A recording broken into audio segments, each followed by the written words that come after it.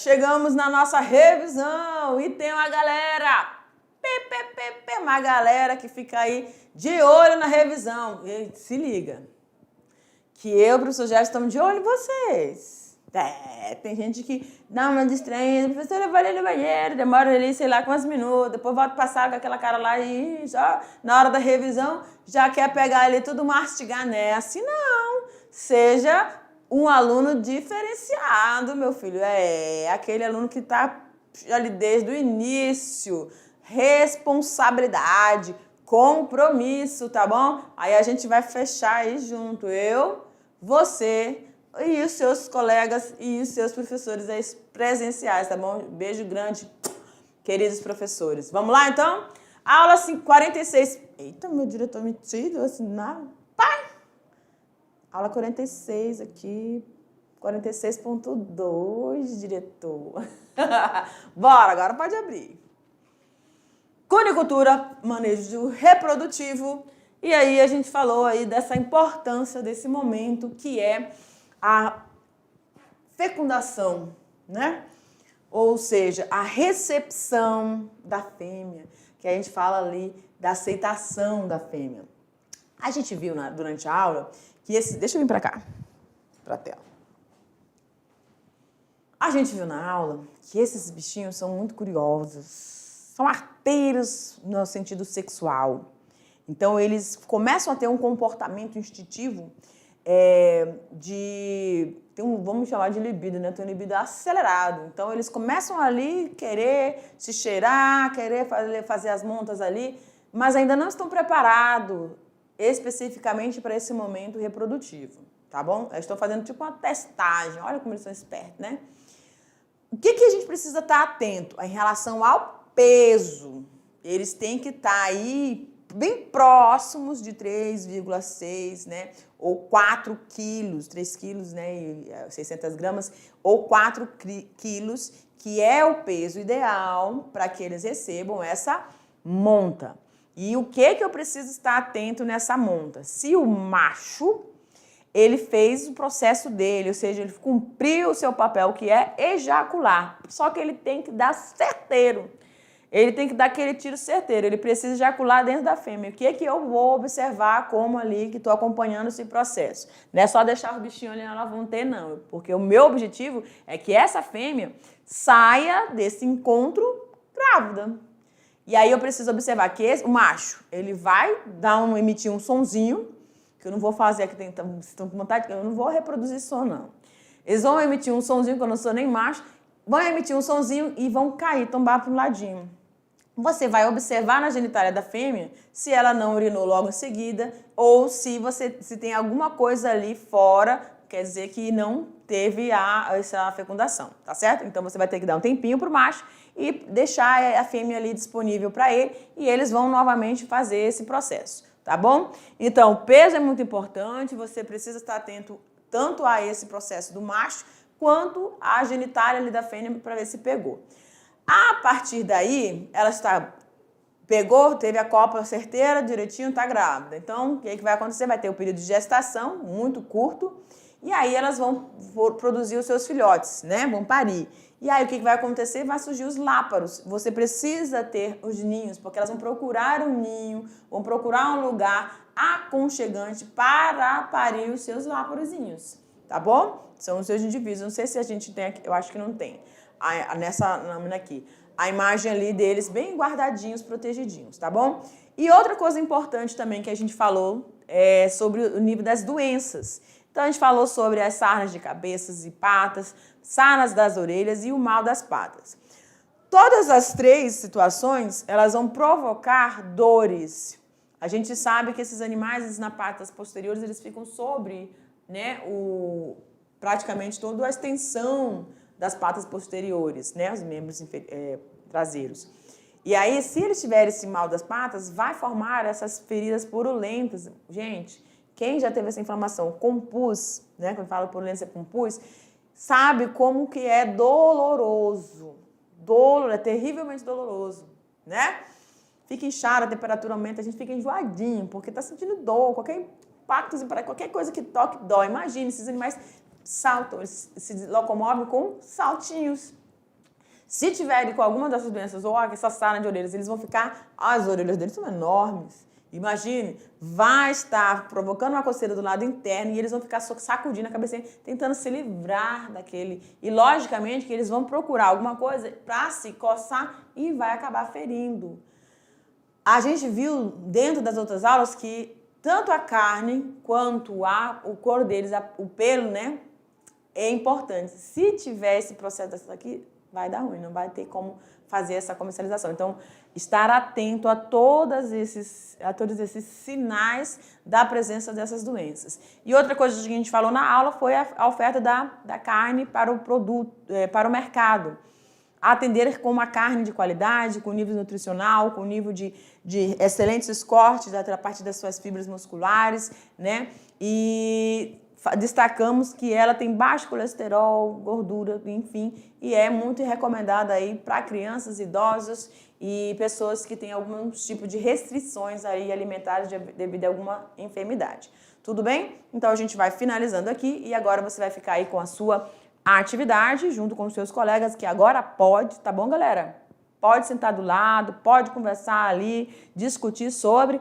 Só na hora da prova que você vai ficar você e Deus. Larga a mão do colega.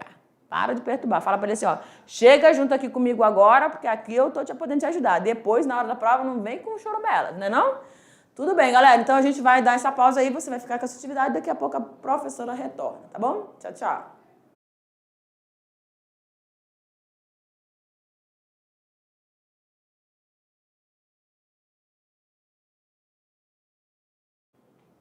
E aí, meus amores, tudo bem? Vamos lá, então?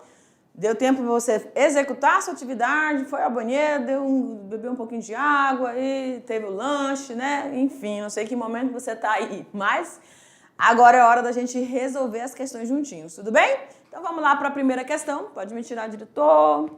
Questão número 1 diz o seguinte: o manejo reprodutivo na cunicultura, assim como em outras criações, exige pontos de atenção que dependerão da observação do cunicultor. Um desses pontos está no momento apropriado da monta, né?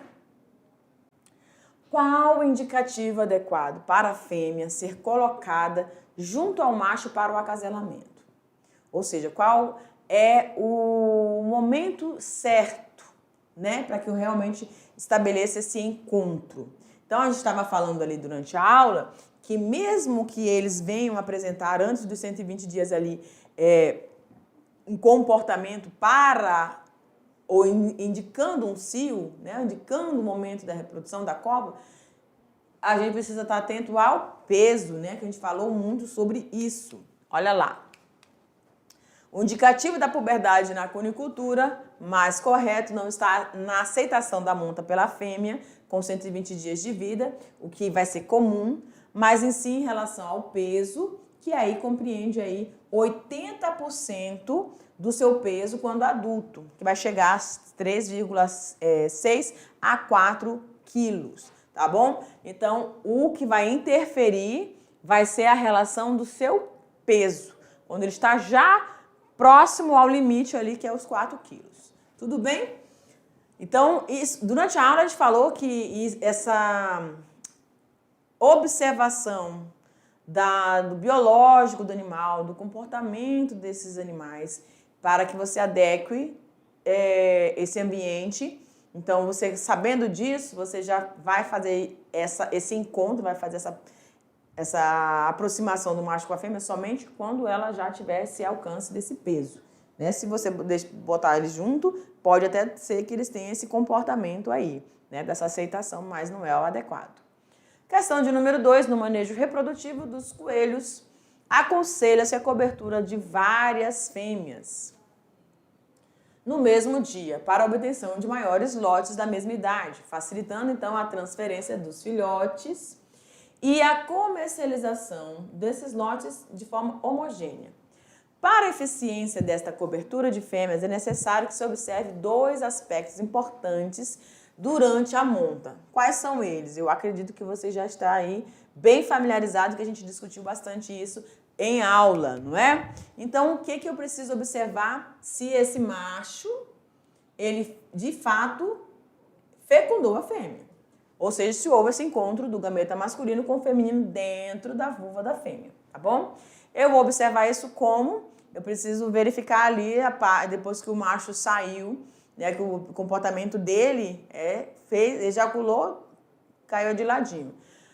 Mas eu tenho que observar na genitália da fêmea se existe algum resíduo. Então isso vai me sinalizar que ele não ejaculou dentro. E também se após a monta, eu não vi nada ali, mas ela foi para um cantinho e já urinou rapidamente. Então quer dizer que a monta não pegou. Aí você vai ter que permitir o descanso do macho e novamente permitir aquele momento para eles estarem ali nesse processo reprodutivo. Tudo bem? Então, os 2 pontos importantes é observar se houve mesmo esse processo, né, da ejaculação dentro da fêmea. Questão de número 3. Ainda grávida, uma coelha fêmea busca um ninho para parir sua ninhada. Os mais novos membros são recebidos pela mãe e amamentados, né? A gente viu ali pouco tempo, né? Quanto ao período de gestação, então aqui é uma pergunta embutida, né? São 3 em 1. Quanto ao período de gestação, número de nascidos e como eles são chamados, né? Quando filhotes. Marque a alternativa correta. Período de gestação, quanto tempo, número de nascidos, quantos filhotes são a cada fêmea que pare, né? E como eles são chamados. Então, tá tranquilo, né? Deixa eu colocar aqui as perguntas, ó. A, em média, 30 a 40 dias, somente 2 filhotes e são chamados de cabritos. Não, né? B, em média, 25.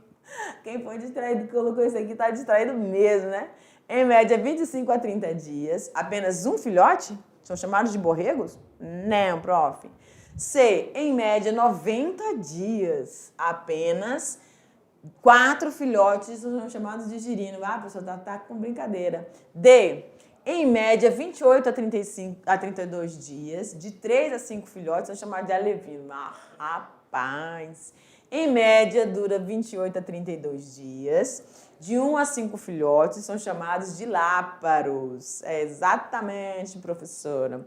Até 5, né, filhotes podem ser originados ali daquela monta, daquele processo de gestação, né? São 28 a 32 dias ali. Tudo bem? Então, o nosso gabarito letra E, de alunos mais do que especiais. É isso mesmo. Essa foi a nossa questão de número 3. E agora vamos para a nossa questão de número 4. Vamos lá. A carne de coelho faz parte do grupo conhecido como carne branca. Olha só. A carne de coelho faz parte do grupo conhecido como carne branca, uma vez que apresenta uma cor menos avermelhada do que a carne de vaca. É o de frango também, né? Enfim. Trata-se de uma carne magra com escassa quantidade de gordura. A carne de coelho é altamente nutritiva e também saborosa. De outros pontos positivos em relação à ingestão da carne de coelho. E aqui, galera, cabe, né? Se o professor pode dar um tempinho ali para os meninos, ou se eles podem fazer uma consulta aí, ou mesmo abrir uma discussão para aqueles alunos na sala que trabalham com esses coelhos, né? Como que é essa dinâmica. Então, deixe esse tempinho para eles também estarem falando sobre isso, né? Aqueles que têm mais experiência em relação a determinada raça que ele cria lá na propriedade dele. Eu acho que é bem interessante proporcionar isso. Ou abrir mesmo um tempinho para a discussão aí, uma consulta, uma pesquisa, enfim, tá bom? Então, dê outros pontos positivos em relação à gestão dessa carne de coelho. Olha lá. Primeiro ponto, apresenta elevado teor de proteína e de alta digestibilidade.